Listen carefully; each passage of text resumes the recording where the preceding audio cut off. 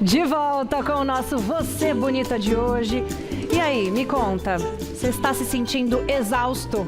Exausta? A grande verdade é que todos estamos, né? E é uma exaustão física, que a gente dorme e já acorda cansado, mas também uma exaustão mental. Está se sentindo assim? Eu tô também, vamos juntos, vamos nos abraçar. Mas quem está aqui para conversar com a gente hoje é a doutora Liliane. Seja bem-vinda, musa Muito maravilhosa. Obrigada, você que é maravilhosa. Ai, como ela é linda, é gostoso de olhar, linda desse jeito e tão competente. A doutora Liliane, que é nutróloga e também faz a parte da psiquiatria integrativa, não é isso? Que é, nem tudo é sobre remédios. Muitas vezes são nutrientes, são nootrópicos, são cofatores do nosso próprio metabolismo que cria situações onde a gente muitas vezes entristece, muitas vezes perde a motivação. Então, também é sobre restaurar esse outro lado. Olha só, e é agora que a gente vai aprender tudo isso. Primeiro, eu estou muito impressionada que existem exames onde nós conseguimos identificar a exaustão. Isso mesmo, inclusive a exaustão, eu falo que a pior coisa para você virar para uma pessoa exausta é falar, você tem que reagir. Se tem uma coisa que a gente tem que pedir para essa pessoa é aceita ajuda, consegue ir no médico, aceita fazer exames, porque muitas vezes a gente precisa equilibrar, devolver a energia para depois falar agora reage. Tem gente que fala, não, é tudo besteira, é emocional, tem que ter fé, ou tem que ir para academia. E são questões, muitas vezes, químicas, que têm diagnóstico, tratamento, e é sobre isso que a gente quer esclarecer hoje. Deixa eu já tirar uma dúvida logo de cara, porque assim, a gente está falando aqui sobre exaustão, não é o cansaço, né? Exaustão é o limite da coisa. É, a pessoa que já passou do estágio de estresse, é basicamente assim como que funciona. Normalmente no dia, nós temos momentos que a gente sente medo, Sim. Às vezes uma parte do trânsito que não está legal, uma zona mais perigosa. Você tem momentos em que coisas desagradáveis podem chegar, tipo aquela conta enorme do cartão do celular. O problema é quando não existem esses fatos e qualquer ambiente vira uma ameaça. Então a pessoa, ela se sente ameaçada ou com medo ou nesse alerta constante. Sem energia. Sem existir naturalmente essas ameaças. Olha só. E aí, o que acontece? Isso quem produz, né, é a amígdala. A amígdala que faz com que você tenha essas reações. Então, quando você está desestruturada, você vai ter um senso de medo maior, de pânico maior, numa situação, às vezes, que é andar em público. Por isso que a gente não pode julgar. Aí vem a ínsula e amplifica as nossas reações. A ínsula é outra estrutura do cérebro, tá? A amígdala não é a amígdala da garganta, é a amígdala lá do cérebro. Já estava achando que era. Não é essa amígdala. Não, é a amígdala lá do cérebro. É aqui. Que faz parte do sistema límbico, junto com a hipófise também, que o hipotálamo estimula a hipófise e a hipófise estimula o nosso eixo adrenal. O que o eixo adrenal faz? Ele reage produzindo cortisol.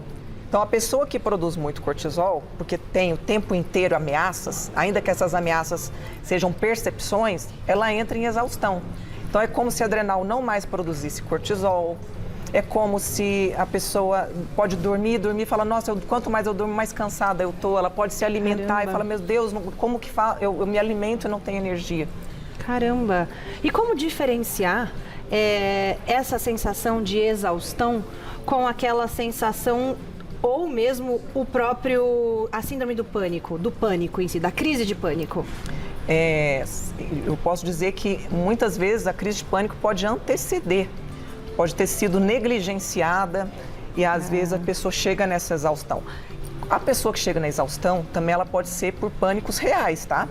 Então, por exemplo, se a gente for voltar, vamos pegar a pandemia, pessoas morrendo, perdendo parentes, então também situações reais, demissões em massa. Sim. Ou às vezes a pessoa que passou por uma situação ruim na família e aquilo foi gerando essa exaustão. Então pode ser ameaças não reais, pode ser ameaças também reais. E a diferença muitas vezes, você quer dizer, do pânico para uma ameaça verdadeira, né? Porque eu acredito que tem tratamentos diferentes ou não? tem tratamentos diferentes. Tá, então a crise de pânico com a exaustão são tratamentos diferentes. São tratamentos diferentes, são medicamentos diferentes, são nutrientes diferentes. A exaustão, ela está acima do pânico. É depois de muitas crises de pânico, você chegou na exaustão. Isso, ou ameaças reais, que a pessoa possa ter passado, ela foi demitida, ela está num ambiente hostil de trabalho, e aí chega um ponto que ela não reage. E é sobre essa sensação do não reagir, o não ter forças, e às vezes junto com isso vem uma culpa. A pessoa que já sentiu, ela sabe o que eu estou falando. Sim. Porque é uma culpa sobre eu não estou reagindo e eu deveria fazer, mas eu não consigo. Eu não consigo. E isso não tem a ver com fé, como eu falei, é uma questão química. E aí temos os exames também. É isso que é o ponto importante. Não é frescura, não é falta de ânimo, não é porque a pessoa não quer. E tem exames. E é isso que nós vamos mostrar. Olha aqui, olha. Exames geralmente avaliados em pacientes com sintomas de exaustão. Pode falar, doutora? A gente sempre pede o hemograma, então o hemograma completo, tanto da série vermelha como branca. Porque uma anemia também simula cansaço, exaustão. A série branca, infecções de repetição. Às vezes um sistema ali imunológico que está sempre a pessoa... uma hora é uma gripe, uma hora é uma sinusite. Isso também vai gerando exaustão, as ameaças reais.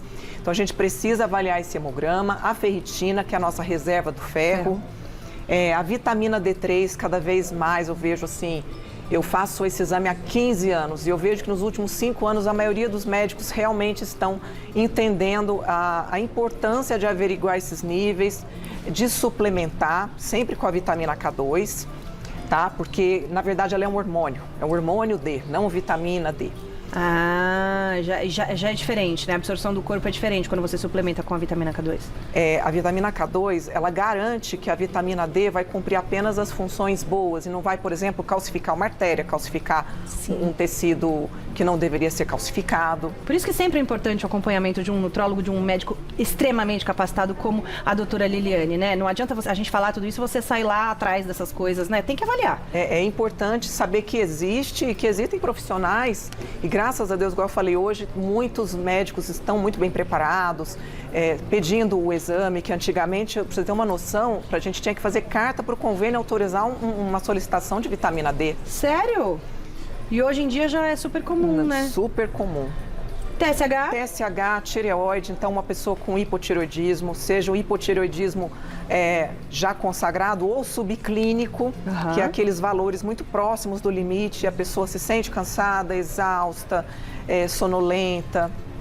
O cortisol, que é o que eu estava explicando, em jejum, porque a nossa glândula adrenal ela tem que produzir cortisol, digamos, para enfrentar 1 leão por dia. Mas às vezes a pessoa ela enfrenta 1 leão por minuto. E aí não tem cortisol que vença. E um outro hormônio da adrenal também importante é o sulfato de DHEA, de hidroepiandrosterona, né? Olha que nome! Esses palavrões. Porque muitas vezes esse estresse crônico também depleta e ele é um importante... primordial para a formação de hormônios androgênicos, de testosterona. Sim. A gente precisa dele para uma série de funções. Quem tem o DHEA baixo não tem libido, tem cansaço. É baixo. Não tem sempre rendimento. O nível que ele vai prejudicar é quando ele está baixo. Quando ele está alto é ruim também? É difícil ver alto, tá? Às vezes você vê alguns androgênios altos numa síndrome de ovário policístico. Entendi.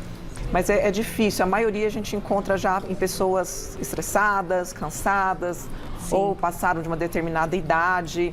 E é outra coisa que a pessoa faz, ela quer se convencer de que tudo isso que ela sente é normal da idade.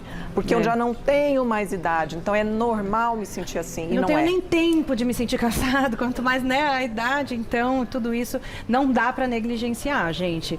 Mais um exame, testosterona total. Testosterona, importantíssimo para homens, para mulheres, a total e a livre, que é ativa. Por quê? Homens, principalmente com testosterona baixa, muitas vezes têm um diagnóstico clínico de depressão. Caramba. Porque é o cara que não tem mais vontade de fazer o que gostava de fazer. Sim, ele perde o gosto pela vida, né? Pelas exatamente, poder de decisão. Aquela pessoa que fala, nossa, eu tenho tanta coisa, eu não consigo tomar decisões importantes. Olha que importante avaliar. E a mulher também precisa da testosterona. Então é muito importante a gente fazer essa dosagem e às vezes repondo melhor esse nível de cansaço. Estradiol e vitamina B12. Estradiol, que a gente está falando classicamente da menopausa, e a menopausa, ela merece ser tratada. Claro que cada paciente é único. Todos os trabalhos mostrando relação de hormônio com câncer foram principalmente os hormônios sintéticos por via oral, as reposições hormonais mais antigas. Então, hoje tem muita nova informação, que eu falo que é a medicina baseada em evidências. Sim. E muitas vezes essa mulher, ela fala, o meu ginecologista é contra. Não é porque ela tem algum exame que não seja indicado.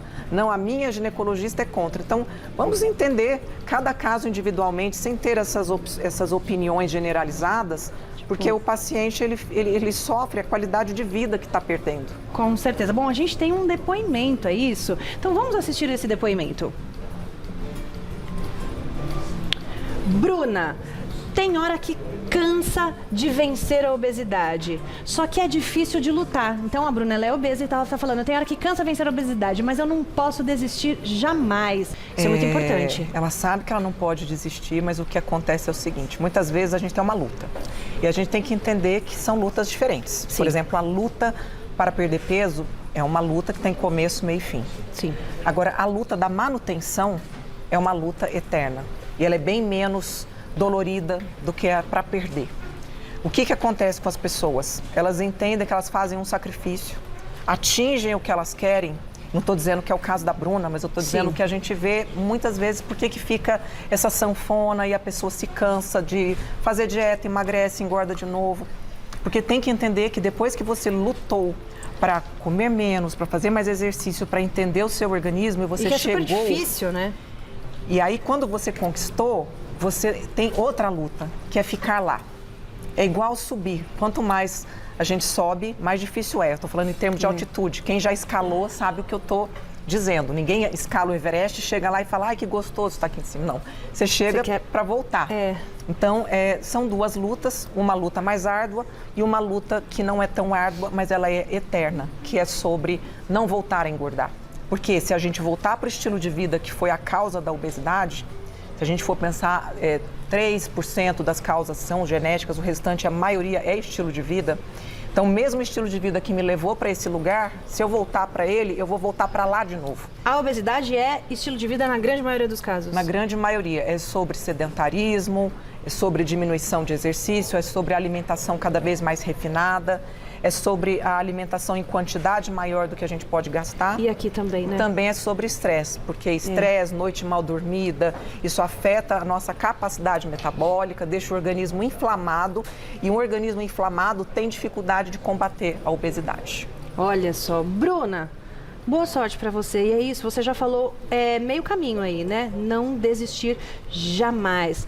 Faça seus exames e procura sempre tratar, cuidar disso, né? Que com certeza vai dar certo. E não tem é isso? muita coisa nova hoje em dia. A obesidade hoje, eu falo que a gente está vivendo um grande momento na medicina, com novas descobertas, com tratamentos muito eficazes. Isso mesmo. Tem mais perguntinha? Vamos colocar... A Glau falou que tem um monte de perguntinhas, Vamos então a gente lá. vai tentar ajudar aí a maioria das pessoas. Silvana, obrigada pela sua participação. Estou me sentindo sem energia e muito desanimada até para fazer as tarefas diárias. Eu não tenho ânimo. O que fazer? Silvana, você e tantas outras pessoas se sentem assim. Eu acho que o primeiro passo é reconhecer e o segundo é saber que para tudo existe uma causa e se tem causa, tem solução. Então é importante investigar com um profissional, ver o que está por trás desse cansaço, se é a questão nutricional, se é hormonal, se a gente está falando de uma questão de imunidade ou fatores também emocionais que estejam relacionados com tudo isso, para que possa, de fato, entender esse contexto e fazer um tratamento assertivo para que você volte a fazer as suas atividades com energia, com disposição, que é o que todo mundo merece. O importante de tudo isso é você não achar que isso é normal. Não normaliza esse cansaço e essa falta de interesse pelas atividades cotidianas diárias, né? Então, assim, primeiro ponto, procura seu médico, faz os exames e aí procurar soluções, né, doutora? É isso. Tem mais perguntinhas? Então pode colocar. Vamos ver quem vai falar com a gente. É a Carla. Um beijo pra você, Carla. Como posso diferenciar se estou estressada ou com exaustão? Geralmente a exaustão, ela sucede um período de estresse, porque A pessoa pode falar, mas eu faço sempre as mesmas coisas, mas de alguma forma, aquilo que para os outros parece simples, para aquela pessoa pode ter sido mais complexo. Isso acontece muito, né? A gente Muito. fala, nossa, mas que bobagem. A Aquela gente pessoa não quer, é. inclusive a gente mesmo, a gente quer racionalizar, mas por que eu estou tão cansada? O que eu fiz? Só que a gente acha que o fazer é só aquilo que você de fato executa, mas o teu pensamento te leva. Hoje a quantidade de conteúdo que a gente é submetido, seja em celular, em rede social, em televisão, é muito conteúdo que também isso vai gerando, tem até um nome, que é como se fosse um incêndio cerebral. Uma enxurrada de informação. Uma enxurrada de informações, o cérebro meio que pega fogo. E fica pensando o tempo todo. Pensando. Sabe que eu estava porque eu estou tentando criar o hábito de não fazer mais, que é perder o sono no meio da madrugada e olhar o celular. Nossa, isso grave, daí é um tiro, né, no pé. Grave. E aí eu não conseguia voltar a dormir, porque na minha cabeça o celular me dava sono, mas é o oposto, né? Tem muita gente com TDAH e fala assim, mas eu nunca fui uma criança muito ativa, que pulava. Eu não sou uma pessoa hiperativa, mas às vezes é a mente, os pensamentos hiperativos que te tiram e te desviam a atenção. Então aquela pessoa tem aquela queixa, eu não tenho tanta atenção, eu me perco no que eu ia fazer mesmo. E é justamente porque a gente acha... Está narrando acha... minha vida. Muita gente, a gente acha que é o que você está fazendo, Sim. mas o que a gente está sentindo e pensando também nos deixa exauridos. É complicado. Tem mais perguntas? Vamos lá então, pode colocar, Glau. Ana, um beijo pra você. Qual o melhor horário para suplementar a coenzima Q10? E aí, Ana, você matou a pau, porque agora mesmo que falaremos sobre suplementos e como ajudar aí nessas questões. Coenzima Q10, Temos o que aqui é? a Para que coenzima serve? Q10. Quem é ela? É um energizante interessantíssimo do ponto de vista não só físico, mas mental. Olha. Hoje, muitos médicos também estão se atentando à importância dessa reposição em idosos. Sabe aquele cansaço, o cansaço que a gente fala que é o da vida, onde muitas vezes é um esquecimento, mas não é uma demência. Sim. A pessoa fala, eu estou esquecido, mas não chega a ser considerado um Alzheimer. Então ele melhora a função cognitiva, dá disposição, energia. E o melhor horário é de manhã. Tá. Hoje já existe tecnologia, que é uma coenzima Q10 chamada nanoemulsionada, que você toma uma vez de manhã e ela te garante picos de energia ao longo do dia. Olha que legal. Porque se você consumir energia à noite, aí você não vai conseguir dormir. É bastante complexo. É bem complexo. Bom, vamos falar rapidamente sobre os outros aqui que você trouxe, né? Então, L-carnitina. Isso, a L-carnitina é interessantíssimo porque ela produz energia a partir da gordura. Então ela pega a gordura, manda para a célula, digamos assim, que produz essa energia na forma de ATP. Então, por exemplo, um processo de emagrecimento é muito interessante suplementar porque você usa mais a gordura como fonte de energia e não vai estar catabolizando uma massa magra, né, ou deixando a glicemia baixa. Bom. Aqui, o PQQ, que tem um nome também muito grande, mas para quem colocar PQQ no Google já vai ver que é pirroloquinona. E aí o que acontece? É uma energia que a pessoa tem para fazer um esporte, para fazer uma prova, para dar uma entrevista, melhora a parte cognitiva, é considerado um nootrópico, que são nutracêuticos utilizados para melhorar a sua parte cognitiva, sua performance física e mental. Glau, você quer colocar um último PowerPoint? Podemos? Claro. Vamos colocar? Glau, pode colocar na tela o último PowerPoint, que é como sair do estado de exaustão, que isso aqui é muito importante. Muito importante. Né? Então vamos lá, conta. Sabe aquele respeito do silêncio absoluto que ninguém mais tem? Ninguém mais consegue, porque o silêncio hoje é quase que uma raridade. Então, se permitir 10 minutos sem celular, sem nada... 10 minutos de silêncio todos os dias, caminhada lenta, sem celular, prestando atenção nos sons e na respiração. Para reconectar. Gente, você sabia que é possível você fazer, inclusive, uma meditação caminhando, né? Prestando atenção na respiração. Aprendi isso. O ar entra, o ar sai, você presta atenção nisso. Você se reconecta desse jeito, né? Você pode caminhar, por exemplo, descalça, pisando numa grama ou numa areia, entendendo esses movimentos, reconectando com os sentidos. Na ausência de tudo isso, caminha dentro de casa, gente, mas caminha, tá? É isso. Exposição à natureza com toques, cheiros e caminhada lenta, muito legal também. Vai para um parque, vai para uma praça, não é isso? É isso. Acorde e passe 1 hora sem celular, redes, cobranças ou disparos emocionais. Aí eu quero ver. Não é? Garanto que vai melhorar muito. Uma hora. Quem não se exauriu ainda, por favor, já comece a fazer isso para não chegar lá. Eu vou fazer isso amanhã e depois eu conto pra vocês. Vou prometer pra vocês que eu vou ficar 1 hora sem celular de manhã. Bora lá, diga não pelo menos uma vez por dia. Sabe aquela pessoa boazinha que um belo dia ela pifa e não vai trabalhar e todo mundo fala, não sei o que aconteceu com fulano, ele é tão prestativo, é tão bonzinho. Então, sabe os nãos que ele não deu? Que ele engoliu. Aí agora o não virou para ele. Ele surtou. É isso. Redução de ruídos ao acordar. É, porque todo o nosso corpo está acordando, os nossos sentidos, neurotransmissores, aí a pessoa já acorda, já põe lá, primeira página do Instagram, já vem notícia ruim, você já começa a ver tudo aquilo, e é o tempo inteiro, calma, pisa no chão, vai lavar o rosto, toma um café. Acorda tão empolgada fazendo barulho. Bom, é isso, né? É importante. Eu mesma já consegui detectar aqui tantas coisas que a doutora Liliane falou e que eu já consigo ali colocar no meu dia a dia. Tenho certeza que você também. Glau, dá tempo de mais uma perguntinha? Ela deixou mais uma perguntinha. Vamos lá. Grace, um beijo pra você. Tenho esses sintomas. Qual especialidade posso procurar em 1 minuto, doutora? Geralmente o profissional que trabalha com integrativa, porque ele vai conseguir correlacionar o que ela sente com os exames necessários. Boa. Vendo o estilo de vida, adequando, entendendo todo esse contexto e também para que ela possa, de fato, sair desse estado e se tocar a própria vida. Isso é muito importante, né? Bom, acho que a gente conseguiu ajudar muitas pessoas, não é, doutora? E eu ainda entro no Instagram para responder as outras perguntinhas que não deu tempo. Isso é legal. Então, se a doutora não teve tempo de responder, porque a gente ficaria horas aqui falando sobre isso, infelizmente não dá mais tempo. Ela vai responder todas as perguntinhas, fiquem tranquilos. Também vá lá no Instagram da doutora, @doutora Liliane. Não tem erro, doutora Liliane. Doutora Liliane Opperman, nossa nutróloga querida, maravilhosa, muito obrigada. Sempre tão esclarecedor. E nós, gente, vamos ficando por aqui. Agora tem mulheres, a gente se encontra amanhã.